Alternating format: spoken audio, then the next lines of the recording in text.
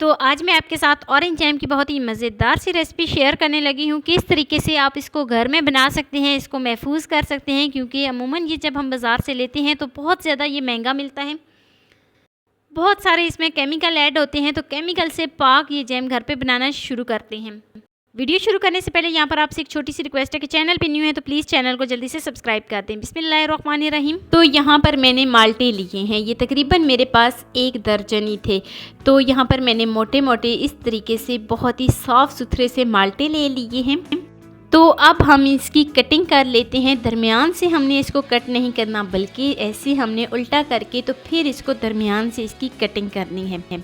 इससे क्या होगा कि जब हम इसका जूस निकालेंगे तो सारा जूस प्रॉपर तरीके से जो है ना निकल जाएगा।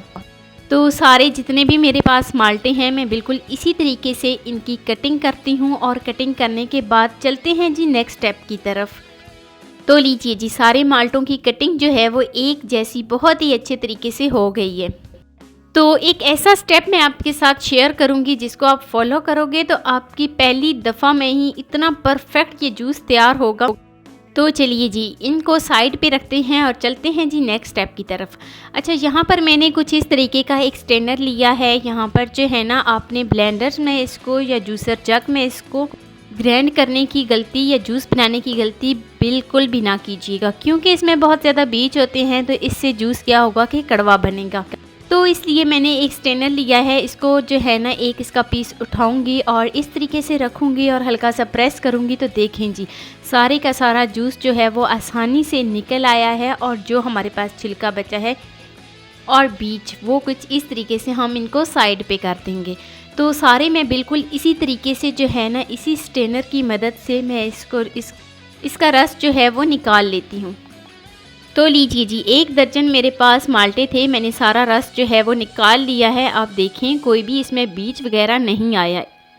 इस बात का आपने ख़ास ध्यान रखना है कि कोई भी बीज वगैरह इसमें ना आए, नहीं तो जूस जो है वो बेहद कड़वा हो जाएगा और पीने के काबिल नहीं रहेगा। तो ये बहुत ही अहम स्टेप है। छोटे छोटे ही स्टेप होते हैं जिनको आप फॉलो करके तो आप परफेक्ट तरीके से अपनी हर रेसिपी बना सकते हैं। लेकिन जब आप वीडियो को स्किप करके देखते हैं तो वही छोटे छोटे स्टेप जो होते हैं वो भी स्किप हो जाते हैं। तो चलिए जी, नेक्स्ट स्टेप की तरफ चलते हैं। एक कढ़ाई में तकरीबन मैंने 1 पाव से थोड़ी सी ज़्यादा जो है ना चीनी ली है। तो जितनी मैंने चीनी ली है, बिल्कुल उसी चीनी के मुताबिक मैं इसमें पानी शामिल करूँगी। 1 कप मैं इसमें पानी ऐड करूँगी और बहुत ही अच्छे तरीके से इसको मिक्स कर लेती हूँ। तो यहाँ पर याद रहे कि हमने चाशनी बिल्कुल नहीं बनानी, 1 तार वाली या 2 तार वाली हमने चाशनी बिल्कुल नहीं बनानी। तो जैसे ही चीनी मेल्ट हो जाए तो मैं इसमें डाल दूँगी जो मैंने ऑरेंज जूस निकाल के रखा था।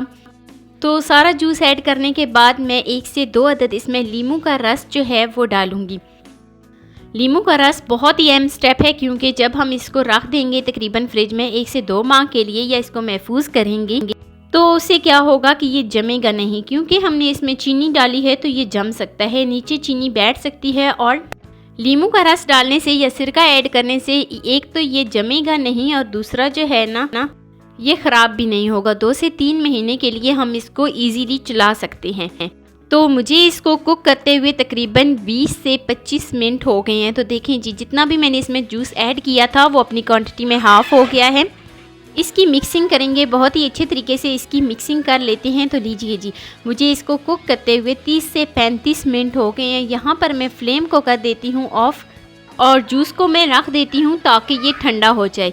अच्छा, यहाँ पर जो है ना, अब साथ ही हम 1 और लीमू का रस इसमें ऐड कर देते हैं। ये इसलिए इस स्टेज पर इसमें जब हम लीमू का रस ऐड करेंगे ना तो बहुत ही अच्छा सा एक अलग सा इसका फ्लेवर आएगा। तो लीमू का रस ऐड करने के बाद अब हम इसको छोड़ देते हैं ठंडा होने के लिए। तो ठंडा हो जाने के बाद ये कितना ज़्यादा जो है ना गाढ़ा हो गया है। एक दफ़ा मैं आपको चेक करा देती हूँ।